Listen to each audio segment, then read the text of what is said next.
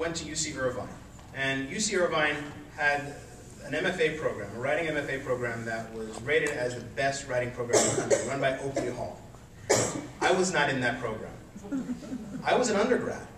I was majoring in psychology and in theater, but I was taking every writing course that the humanities department offered, or every creative writing course. And so I basically exhausted all of the writing classes that they had at UC Irvine. And Oakley Hall, who was the head of the graduate program, says, why don't you sit in on some of my graduate classes and do independent study with me? At the time, I had no idea that this was the guy. This was, the nation's writing guru.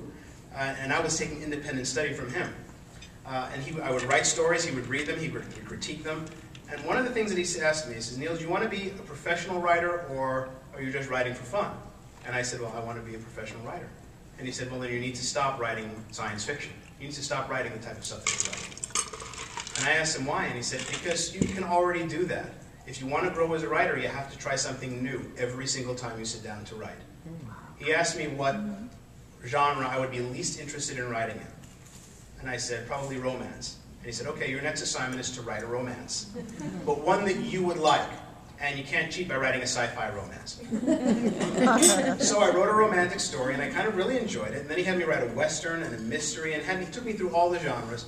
And I found that I enjoyed all types of stories. What I enjoyed most were the stories that dealt with psychological issues, where characters were dealing with very real emotional situations.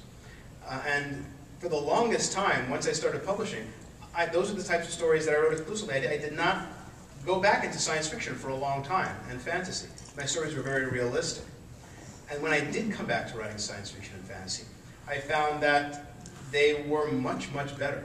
Because now they were about people. They were about real people in extraordinary circumstances. And when you start with a grounding in real emotions and real psychological issues, that is what draws your reader in. And if you believe those characters, if you care about those characters, you will be willing to take a journey that takes you anywhere, as far from reality as you want. But if those characters are real, you believe every last bit of it. And one of the comments that I get, particularly about ones that really do lean more towards science fiction, like say The Dark Side of Nowhere, I get people saying, well, I hate science fiction, but I love The Dark Side of Nowhere.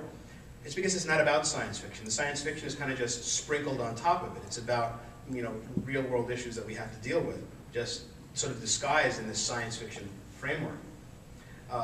So that leads into me talking about how each of the books are very different, and I'm always trying to do something different with each one.